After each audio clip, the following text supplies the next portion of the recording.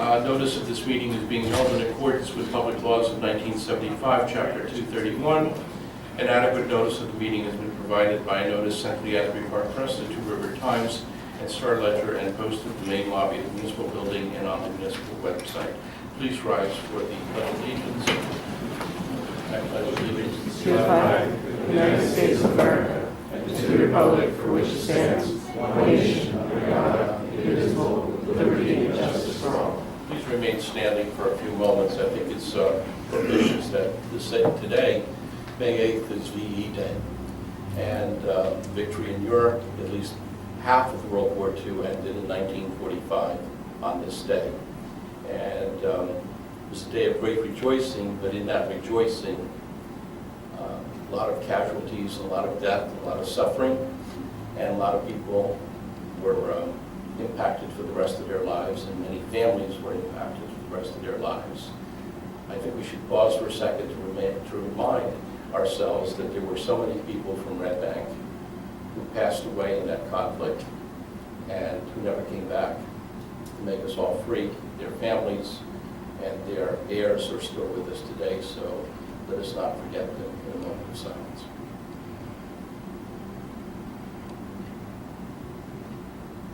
Thank you. Roll call.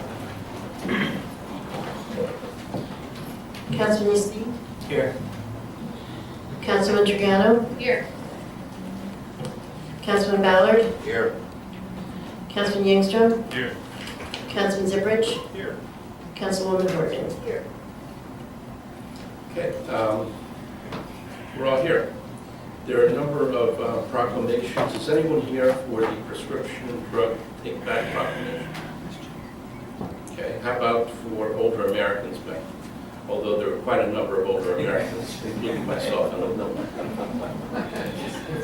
And Municipal Clerk Week, when we have a municipal clerk. So we are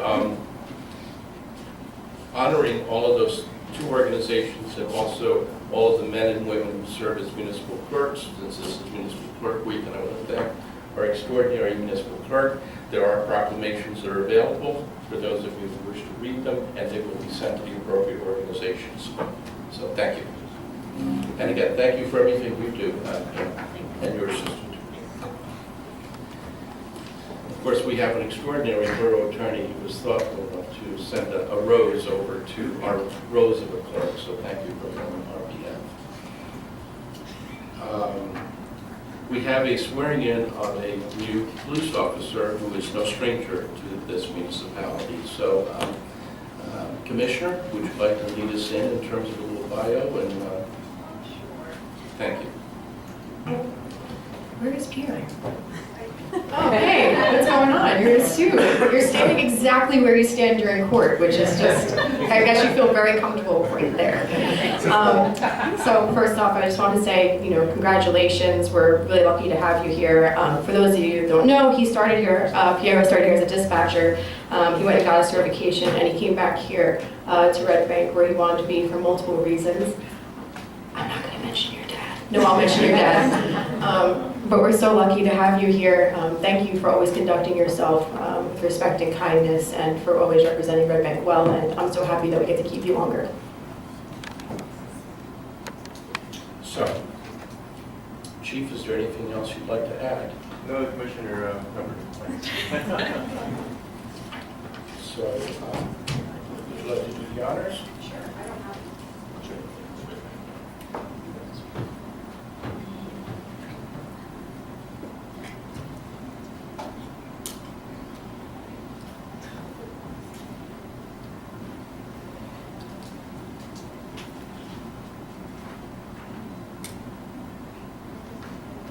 I'm not getting sworn in. Now, most of us get sworn out. So Piero, come on up, and Dad, come on up.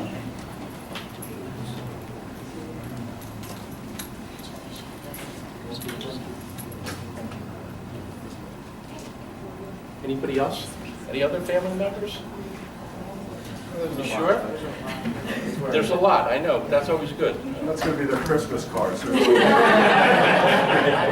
How'd you know? Both of you again. Please raise your right hand.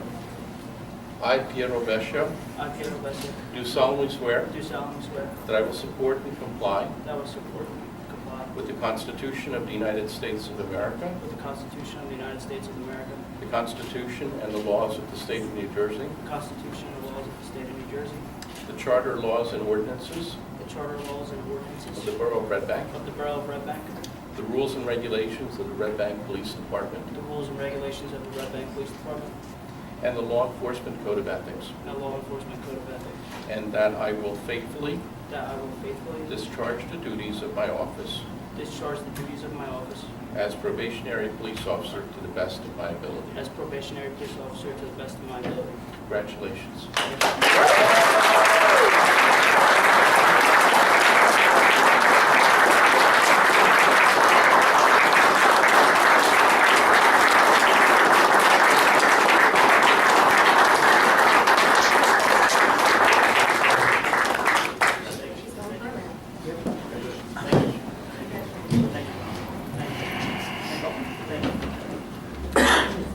You're not off the hook that easy. Now the real work's going to start, but I just wanted to say a few words that this is an extraordinary night for all of us, part of the Red Bank family. Thank you, Chief, and thank the police officers, the men and women of our department for making this recommendation through the Commissioner. And I've had the pleasure of knowing this young man since he was a young man, probably in diapers, because I've known his mom and his dad, and more importantly, their grandmother and their grandfather. Grew up on Pearl Street. His parents lived on Pearl Street. Your dad lived on Pearl Street. Well, my uncle lived on Pearl Street, and then my parents bought on South. Yeah, on South Street, yeah. So, comes from an old family. We have another connection. We're both, his family and I are both from Italy, which is even more important. But he brings with it a great spirit of dedication, pride, and hard work of the family. And I'm sure that your mom and dad are very, very happy tonight. And so thank you all, and welcome to the family.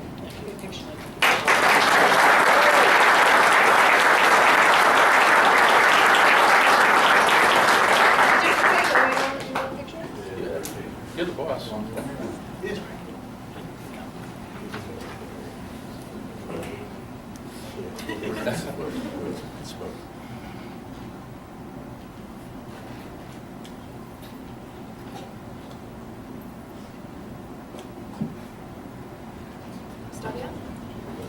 One more in a minute.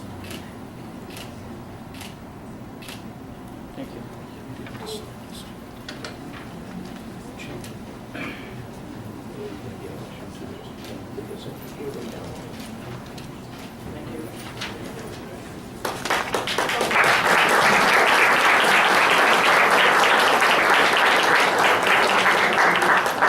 Chief, I know that you have a recommendation for recognition by one of your police officers.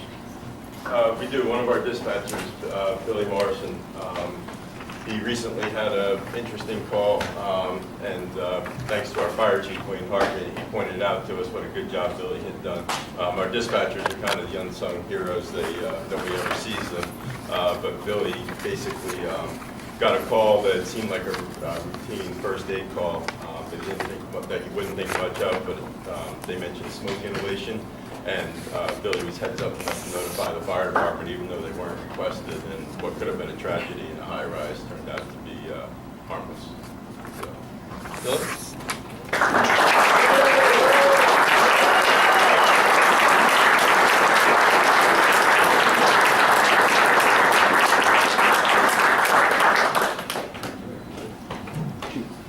So we have a certificate of appreciation dinner.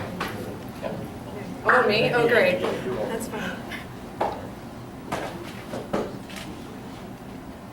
Can we move you over a little bit? Sure.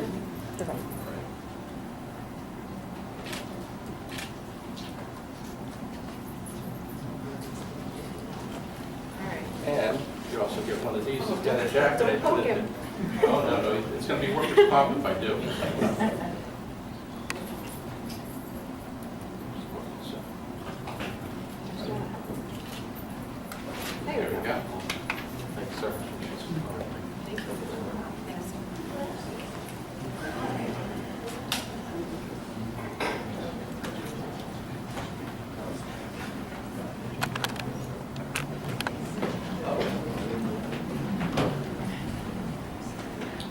there any members of the council want to say anything? I just wanted to add about what we just recognized. When I heard that story, I was just so grateful. I mean, to get a call in about smoke inhalation and not mentioning a fire, for him to think, well, that's odd, and to take it upon himself, that just shows the importance of having dispatchers who are knowledgeable, who are keen, and feel confident in the workplace to do the right thing. So I just wanted to say I'm immensely grateful, because I know if that call had impacted my family, you know, I know how I would feel. So I just wanted to say thank you again. Thank you. Let me just like to congratulate our new Rico's son, Piero, which is wonderful. Rico I know very well, and he's the spitting image of you. But anyway, congratulations. He's taller.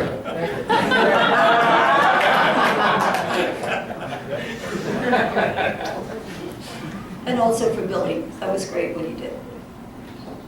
So we do have a full agenda. All of you are welcome to remain. If you wish to excuse yourself, we will not feel offended.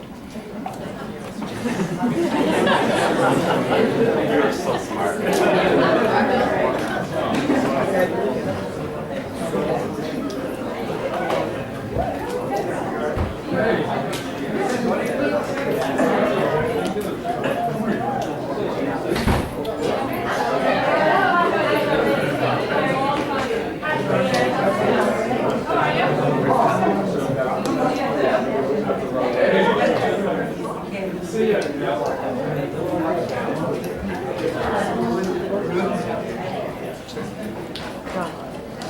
Okay, so we will now move on to the Memorial Day Parade, and either Ziad or Eric.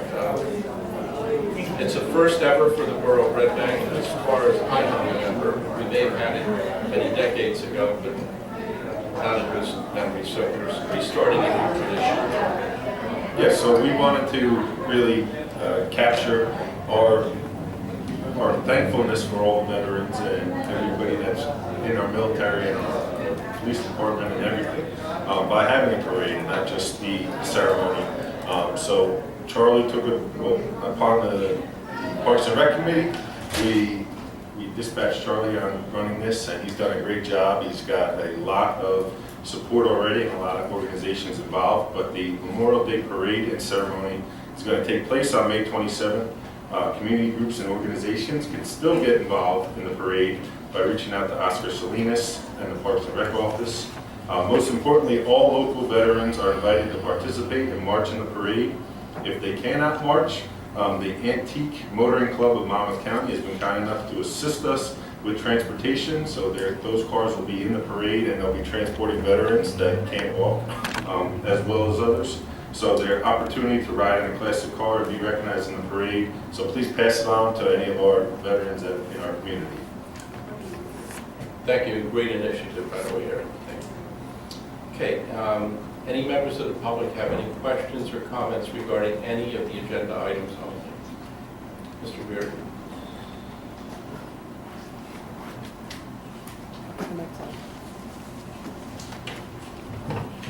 Does this work? Dan Reardon, 53 Elm Place. I had some questions about two of the agenda items, so I'll just give you all the questions and then hopefully you can answer them. The first one is about the $300,000 bond for evaluation of properties. I'm kind of curious about three things. One, what are we looking for? You know, what properties are going to be evaluated? What will they be evaluated for? Second is who's going to administer their funds?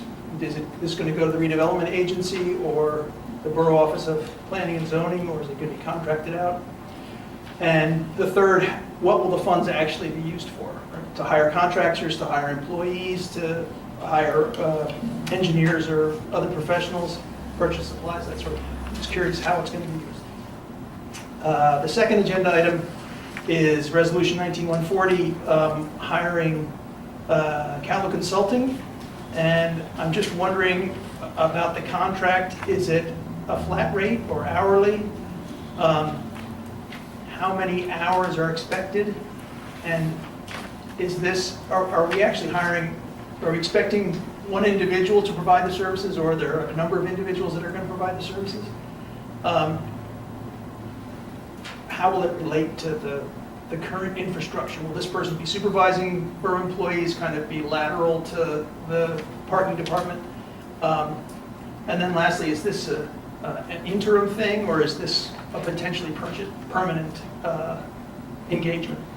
I will answer the last of your three questions. It is an interim arrangement that was discussed in our workshop session.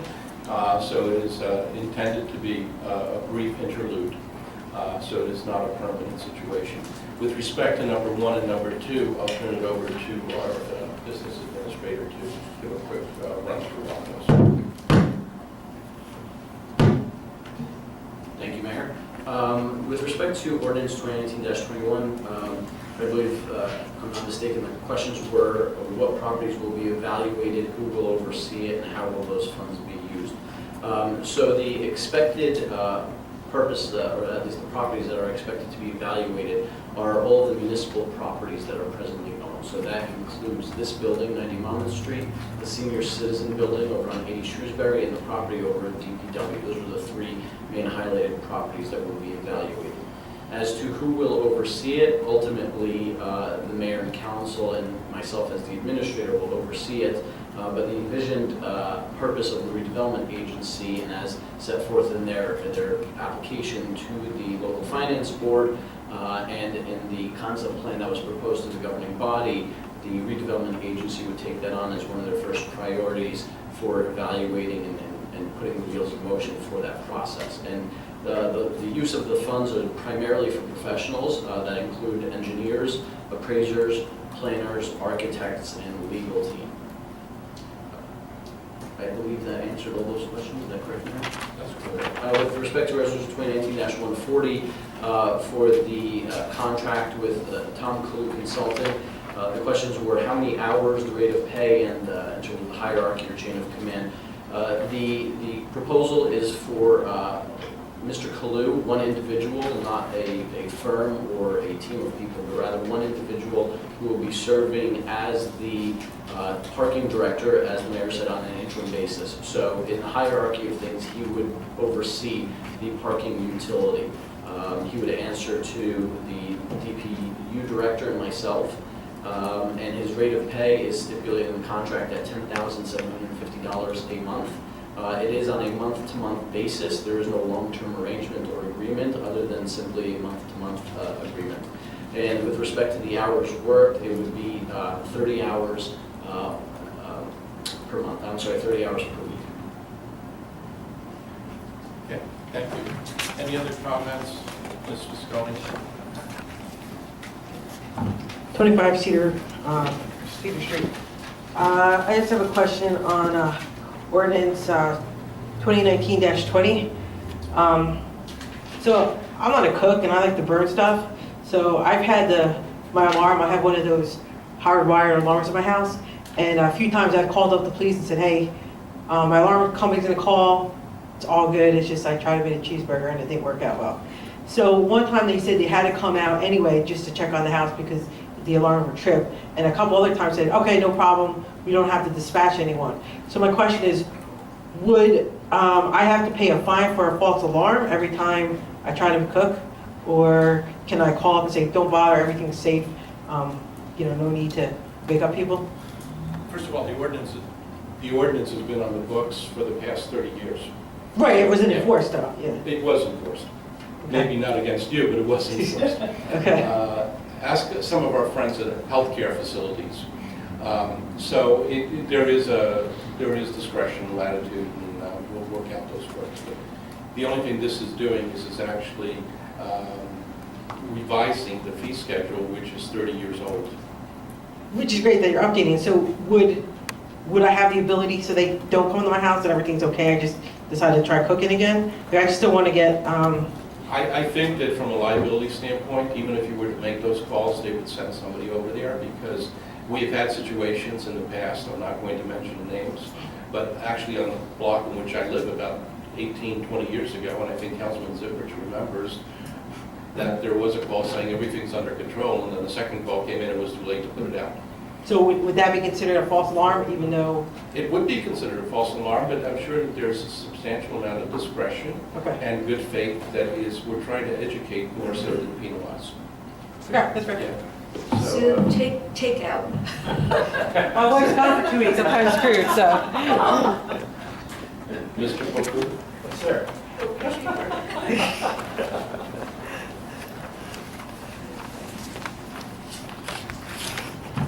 Good evening, Mayor and Council. Mayor and Council, in light of the fact that Mount Laurel would not exist if it wasn't for the NAACP, my question with the settlement agreement with Fair Share Housing Corporation is what That's are not an agenda item. Why don't you save it for the end? I thought it was the settlement was going to be voted on today. Oh, okay, yeah, go ahead. Oh, yeah, that was the last meeting, yeah. Oh, so It's not tonight, yeah. Okay. But save that thought and we'll talk to you later.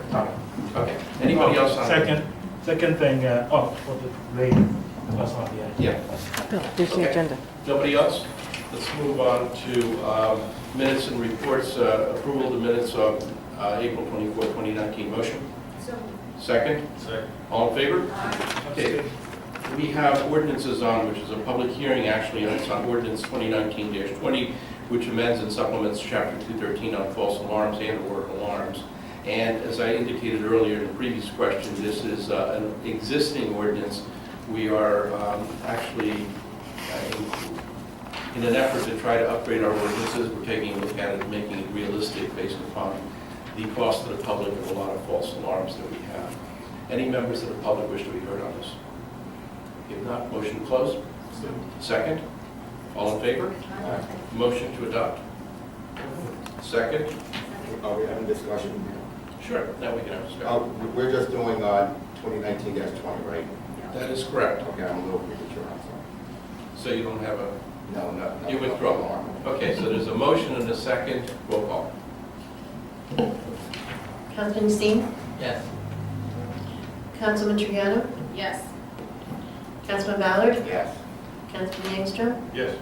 Councilman Zipperich? Yes. Councilwoman Morgan? Yes. Okay, the ordinance is adopted. Now we have for first reading ordinance 2019-21, which is the bond ordinance, which is the capital, I'm sorry.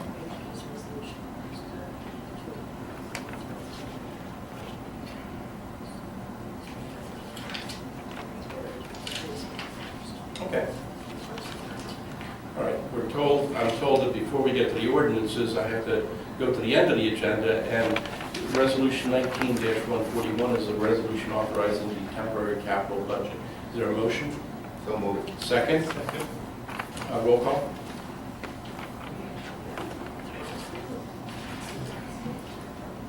Councilman Dean? Yes. Councilwoman Triano? Yes. Councilman Ballard? Yes. Councilman Yangstrom? Yes. Councilman Zipperich? Yes. Councilwoman Morgan? Yes. Okay, it's adopted. Ordinance 2019-21 is the bond ordinance providing for the 2019 capital improvement program by Red Bank and appropriating $3 million and authorizing the issuance of $2,685,000 in bonds or notes or finance for a part of the cost thereof.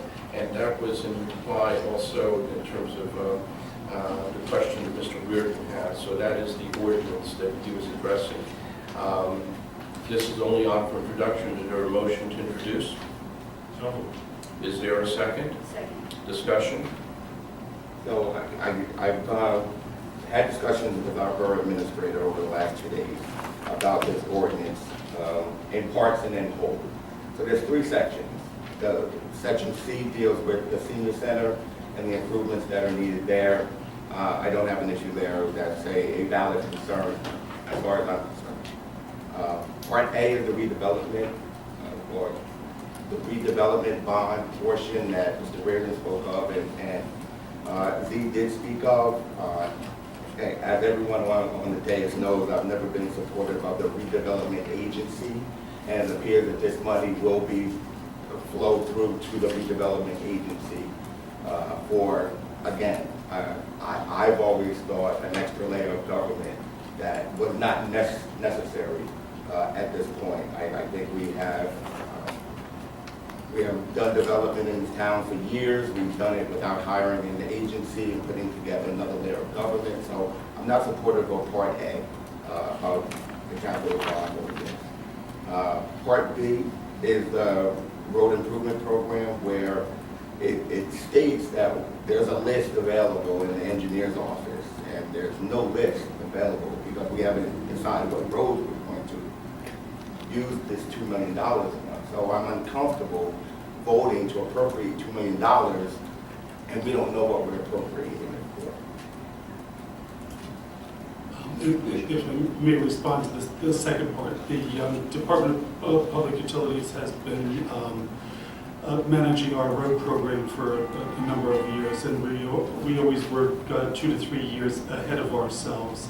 I do know that in discussions with not only the business administrator, but the DPW director and the engineer, that we have identified roads for the 19 and 20 road program. I'm sure that should we have had supplemental information on included with this bond ordinance, you would have been able to see what roads are proposed for repair and redevelopment going forward. Thank you, Councilman. Any other comments? If not, there's a motion and a second. Is there a roll call on introduction? Can we table this for further clarification? Well, there's already been a motion and a second, unless that motion and second is withdrawn. You know, we already have a motion on the table. Okay. So I have a question. I'll just be loud, I guess. So what would be, so I know there are portions, I know you have one portion that you're uncomfortable with, because you haven't really been a fan of redeveloping anything. Is there any downside to separating this vote? Does not want to look. One of the downsides to separating them would just be that there would be additional costs, a couple $1,000s traditionally for writing the bonds and preparing the whole bond package that bond council has to do. So they would have to redo both this bond ordinance and create a new one, so there would be some expense associated with that. And my next question is, Councilman Zippers brought up the point that there are some roads already identified by DPU, but we don't have it listed with this bond ordinance. So I'm trying to understand why there's a difference there. So I mean, I don't want to speak for Councilman Zippers. I think there is a list that DPW has of roads that they feel need attention. Our engineer is working with DPW to right now put together and update that list. So every year, you know, what you try to do is you say for the next 5 years, these are the worst roads. And you try to put together maybe a 2, 3, or 5 year plan for the roads. However, every year, you may have changes to that because weather conditions affect the roads a little bit differently. So, you know, road number 4 may now become road number 2, road number 2 becomes number 3, and also based on your funding. So the lengths of the road also depend, I'm sure the funding and your project that you're going out for, and the roads that you select depends on the funding. So if you say you are allocating $2 million, but 3 roads at 2 miles each is going to cost you 3.25, you may not be able to do one of those roads and then instead go to road number 4 to fill in. So, what I advise and what is traditionally done in many municipalities is that you appropriate the money and you work within the budget. You define for yourself parameters. You say, we are going to spend this much. So for every bond amount, you also have to have a down payment of about 20%. So a $3 million bond requires $150,000 in our capital improvement fund. And so you know what your limitations are, and you try to work within those limitations, as opposed to trying to find all the roads and then struggling later on to work within your budgetary constraints. So yes,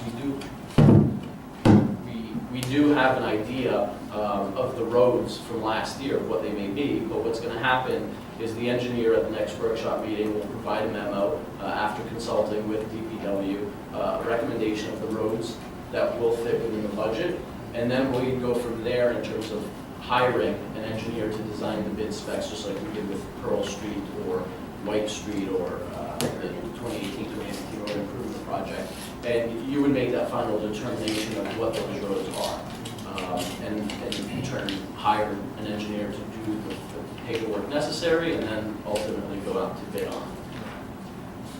The standard practice and procedure is that you get the funding in place, and frankly, as Councilman Ziffridge has already indicated, his department in Public Works has been working on at least a basic framework for implementing a road program for a number of years. The question is, it's got to be fine-tuned, and if we wait for a number of different fine-tuning, we won't be ready in place to get the work done until later November or December or later on. So you get the money in place, and ultimately the council gets to approve that list.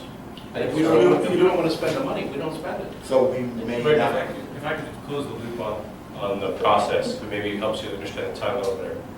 This is not spending $2.5 million on the roads. This is a credit authorization that the town could issue up to $2.5 million in bonds.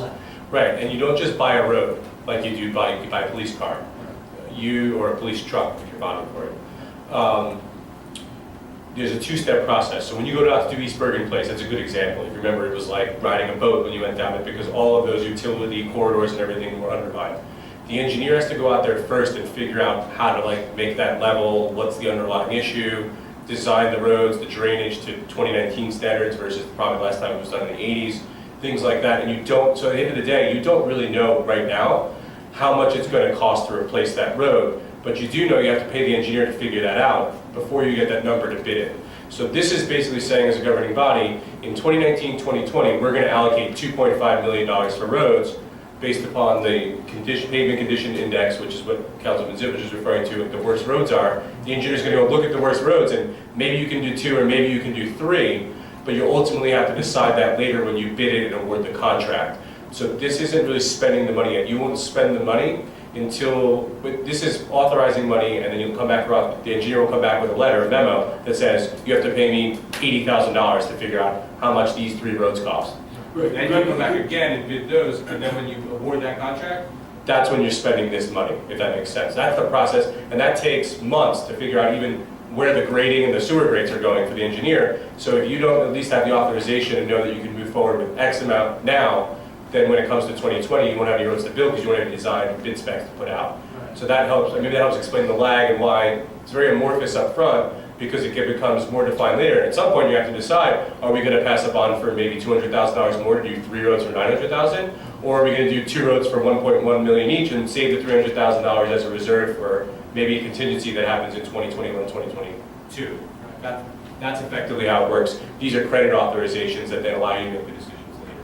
So we may not be doing the worst roads. We're going to see which roads fit into this $2.5 million that we're going to go around. Well, is that correct? There's a little bit of an exception to the rule. I just wanted to expand on what Greg just explained.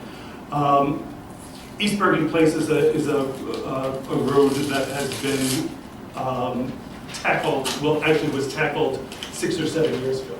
So when we identified that road needed to be reconstructed, we took into account by committee all of the subterranean utilities and additional utilities that run under the road, knowing that it was a concrete subsurface that had an awful lot of conduits that ran through it to carry utilities, because it is one of the only contiguous roads that runs east-west in the borough. That being said, it took a number of years of engineering to get that to where we are today. And we know that we ran into a number of additional issues last year when they started the construction, which delayed the project, which is why we're now looking at resurfacing it in May.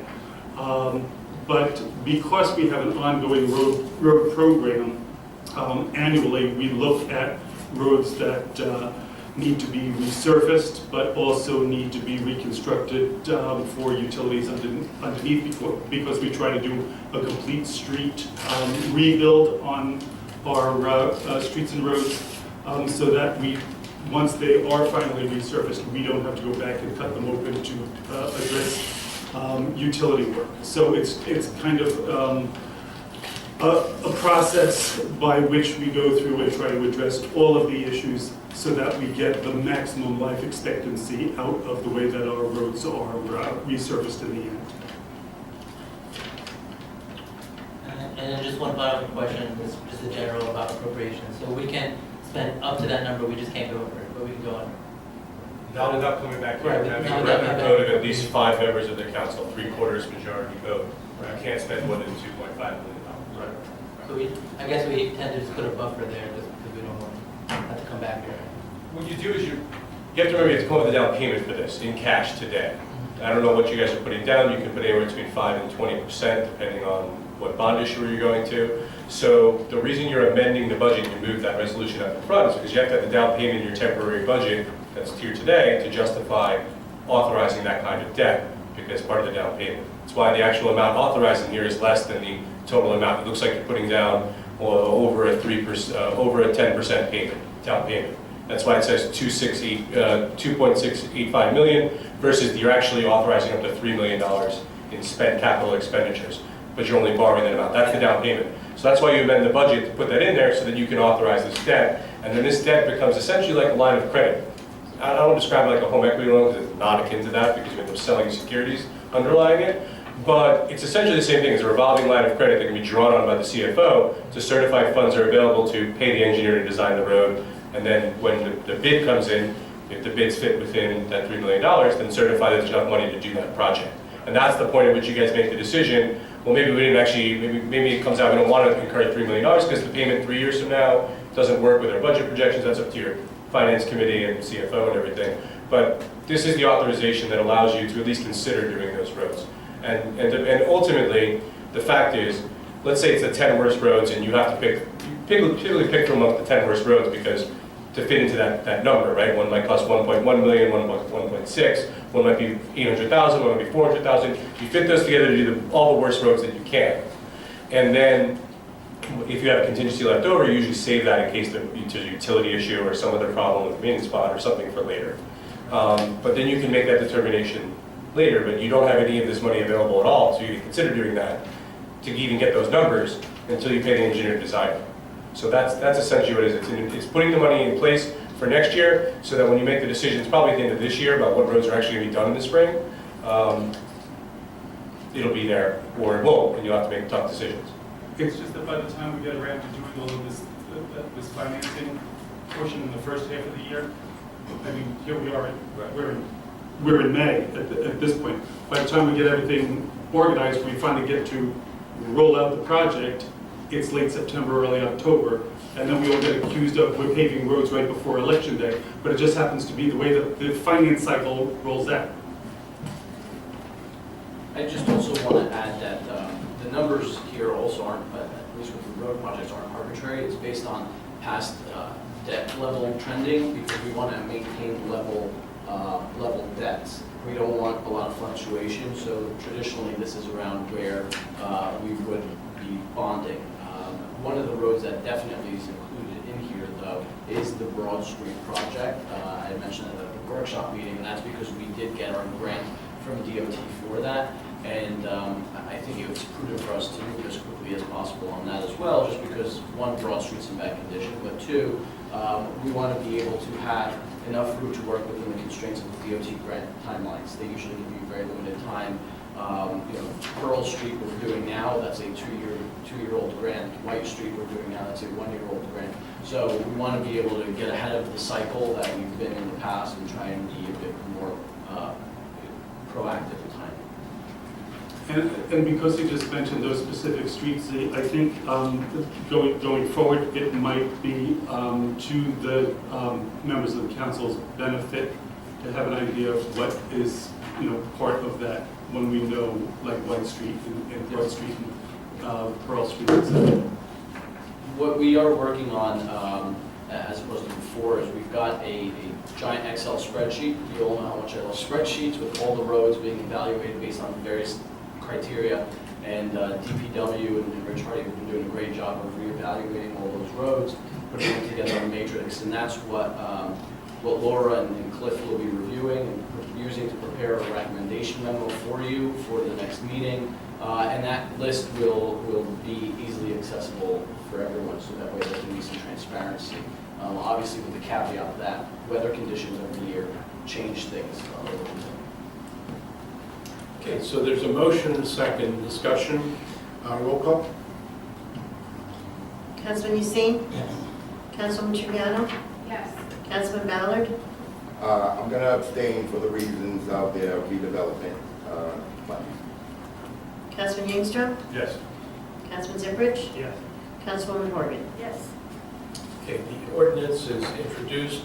Public hearing, Pam, will be when? May 22nd. May 22nd at 6:30 PM, as Councilman Zipper said, we're in May. By the time this is adopted legally, we won't be able to do anything until June 1st anyhow. Okay, ordinance 2019-23, ordinance amending and supplementing Chapter 490, Planning and Development Regulations relating to illuminated signs on the Navasink River. Oh, okay, I'm sorry. How about sandwich board signs? You're making me hungry. Sandwich board signs. This is our ordinance that for many years the council has toyed with the idea of sandwich board signs. They are not permitted. So for many years we had an experiment that permitted it. However, it's subject to a number of different restrictions and/or regulations which were reasonable. But we always had a sunset provision, so every 6 months we were dealing with this. This carries the review and actually permits it. The sunset provision will be on December 31, 2021, so we don't have to review this every 6 months. Motion to introduce. So moved. Second. Second. All in favor? Aye. Any opposed? Next, we have ordinance 2019-23, an ordinance that amends the planning and development regulations to prohibit signs facing the Navasink and swimming rivers to have illuminated signs. Is there a motion to introduce? So moved. Second. Second. All in favor? Aye. Any opposed? Public hearing, Pam, will be when, because it's got to go to the planning board? They're all May 22nd. May 22nd? Okay. May 22nd. All right, very good. So it's May 22nd, 6:30 PM. And lastly, ordinance 2019-24 amends and supplements Chapter 490 of the Planning and Development Regulations relating to motor vehicle service stations in the neighborhood business zone. And this, again, restricts service stations and ancillary service station facilities in the neighborhood business zone, which would be Shrewsbury Avenue. Yeah. Is there a motion to introduce? So moved. Second. All in favor? Aye. Any opposed? Public hearing would be the same date as the other ones. Next, we go on to resolutions, and in looking at the resolutions, it would seem to me that I don't have any objection to moving them all en masse. Is there any objection to any one of them that we should pull? So, Mayor, I just wanted to comment on 19-140. We talked about the town's political. Okay, so why don't we do this, Michael? Why don't we exempt that, and unless there's an objection, we'll move on resolutions 19-122 through and including resolution 19-139. Well, Mayor, I just wanted to make a comment. I'm not objecting to it or anything. Oh, But okay. I think when business administrator was discussing the responsibilities of the consultant, I think part of that, well, number one is, and I think you said it's month to month. We can terminate 30 days notice. And very importantly, part of Mr. Kalu's duty will be to search for a full-time parking director, correct? That's correct. And I don't think you mentioned that. I think that's a very important part of us hiring him, to do the search for a parking director. That's all I wanted to comment. Yeah, that was spread on the record at our workshop meeting, yeah. All right, so with that, then we can move resolution 19-123 through and including resolution 140. Okay, motion? Second? Second. All in favor? Aye. Any opposed? We've already done resolution 19-141. Comments from mayor and council, Michael? Very, very briefly, the finance committee met to discuss the budget with our interim CFO, our new CFO, Peter O'Reilly, our business administrator. We met on Monday, the 29th. We will have a follow-up meeting, and we expect to introduce somewhere around the 22nd. I was gonna say around the 15th, but I knew we pushed it back. That's it, Mayor. Thank you, Michael. Is that it? That's it. Okay, Ed? Thanks, Mayor. The Senior Center's Mother's Day Luncheon is Friday at 11 a.m. If you can, stop by and wish our senior moms well on their special day. It was an unfortunate day weather-wise on Sunday, and River Center had put a tremendous amount of energy into bringing the International Food and Wine Music Festival back to the White Street parking lot last Sunday, but alas, the rain was relentless. But I did want to give Jim and Laura and Margaret and Eileen a tremendous thank you for the amount of effort that they put into making that charitable and normally fun event a reality. But Mother Nature was less than cooperative, so we're disappointed. River Center is planning to break ground on the parking lot renovations on May 20th. I know Jim has been in touch with the governor's office for a groundbreaking ceremony, so details will follow shortly. And I wanted to give a special thank you to Tommy Walsh, and I know he went out to celebrate with the officers tonight, but he uncovered a couple of pieces of historic, Red Bank historic infrastructure while he was working around town, and I wanted to thank him for alerting the Historic Preservation Commission to their existence. We hope that the borough will take possession of these items and secure them in a safe location until they can be repurposed and reinstalled. As I said, they are a piece of Red Bank history. And lastly, happy Mother's Day to all celebrating. Thank you, Ed. Kathy? Yes, just briefly, on, excuse me, on Sunday, Councilwoman Tricciano and I attended the Elks on West Front Street. Their breakfast for our Red Bank middle school students who won an essay contest on what America means to me. And there were 4 winners from grades 5, 6, 7, and 8. It was amazing. They were extremely mature in the topics they chose. They did research on statistics, and it was nice to be there and to know that our kids are really doing so well. So I just wanted to give a shout out to our Red Bank Middle School. Thank you, Kathy. Hassan? I just have one comment to make. I do want to thank the mayor for, we had a discussion before, I thought it was good practice for us moving forward, that we provide a brief explanation of every ordinance that we presented to first reading and into final adoption, so thank you for taking that into consideration, and I'm really glad that we're doing that moving forward. One more comment is, I wanted to thank Wage International, which is an organization that's focused on providing education for women and girls all over the world. They had me to a fundraiser at the Women's Club on Sunday night, and they raised about $3,000, I believe. They gave it to the Boys and Girls Club, so I wanted to thank them for having me out. Eric? Thank you, Mr. Mayor. First evening of West Side Jazz will be Friday, May 31st at 6:30 in Johnny Jazz Park. Our performers will be Music Beyond Measure, so please spread the word, and we'll see everybody at Johnny Jazz Park on Friday, May 31st. Also upcoming, the Parks and Rec Department is running is Pride in the Park. The event on June 8th from 12 to 2 p.m. in Riverside Gardens Park will feature music, kids activities, and presentations in a family-friendly atmosphere. So please spread the word, and we hope you all can be there for that. Thanks. Thank you, Eric. Kate? I have no report for police or fire. We had a successful Earth Day Expo with the Environmental Commission on Saturday. It was the rain date, which anybody who's ever had to have an event on a rain date knows that that comes with some obstacles. But I was really proud of the optimism that was displayed by the chair and the vice chair of the Environmental Commission and everybody that attended.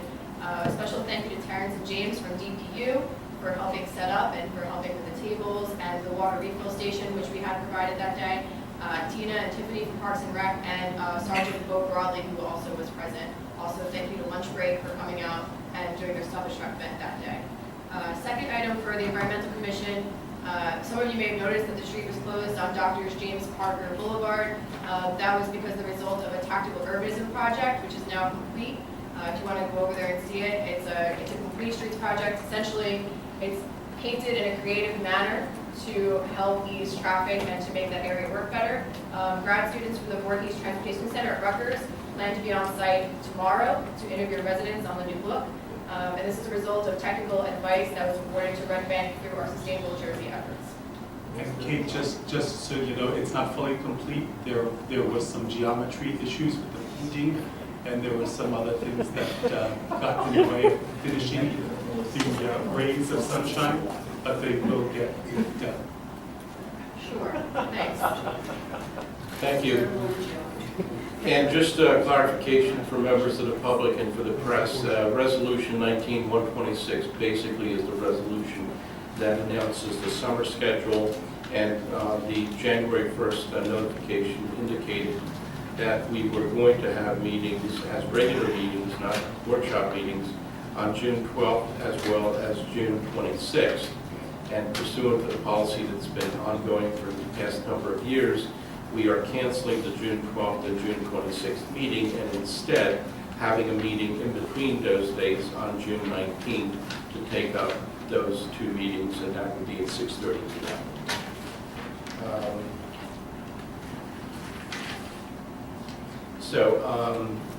We have requests from Monmouth Daycare Center to hold an outdoor hot air balloon demonstration and interactive experience for students at the Count Basie Field in partnership with PNC Bank on May 29th. Motion? So moved. Second? Second. All in favor? Aye. Does members of the council have to be on there? On the balloon? Away. Okay. How far can we go? Kansas. All right, then we have have been recommended for approval by special events. Red Bank Charter School to hold graduation as they normally do on Riverside Gardens Park on June 13th. Red Bank Rocks to host a concert at Riverside Gardens Park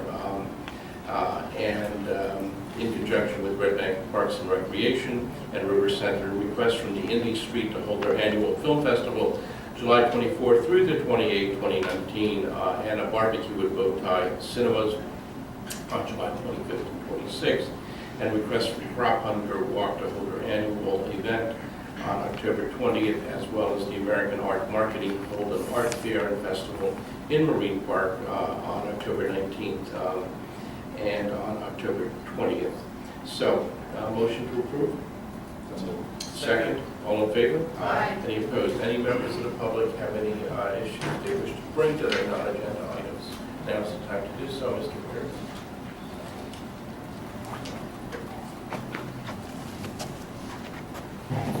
As long as I'm here. Dan Reardon, 53 Elm Place.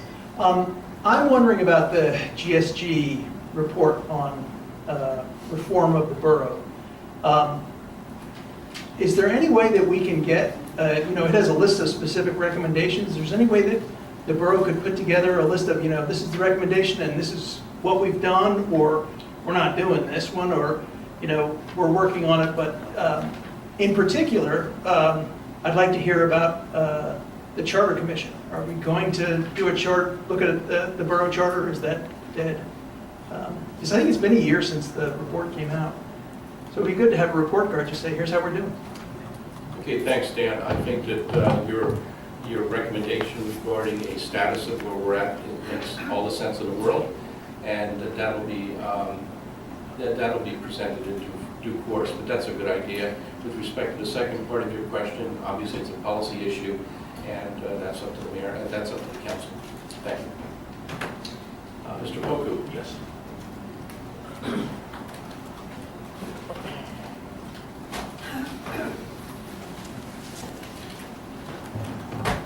So my question relates to the settlement agreement.